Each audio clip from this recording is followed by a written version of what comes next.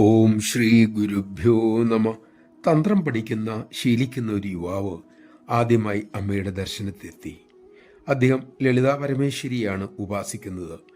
അമ്മ വരുന്ന ഗോവണിയുടെ ചൂട്ടിൽ യുവാവ് കാത്തുനിന്നു. അദ്ദേഹം ഇങ്ങനെ ചിന്തിച്ചുകൊണ്ടിരുന്നു. അമ്മ ശരിക്കും ലളിതാ പരമേശ്വരിയാണ് എങ്കിൽ കർപ്പൂര വീടികാമോദ സമാഹർഷ ദിഗന്ധര എന്ന തിരുനാമത്തിലെ ഏതെങ്കിലും ഒന്ന് എനിക്കായി കാണിക്കും.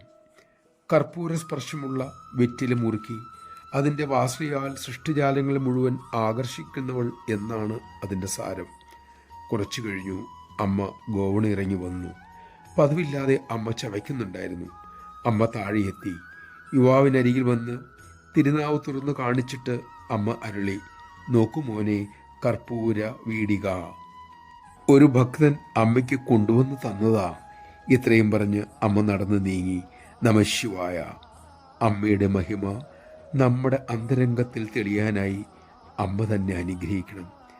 മറ്റൊരു ഉപായവും അതിനുള്ളതായി തോന്നുന്നില്ല. അമ്മ നമ്മെ എല്ലാവരെയും അനുഗ്രഹിക്കട്ടെ, അമ്മയുടെ മഹിമ മനസ്സിലാക്കാനായി.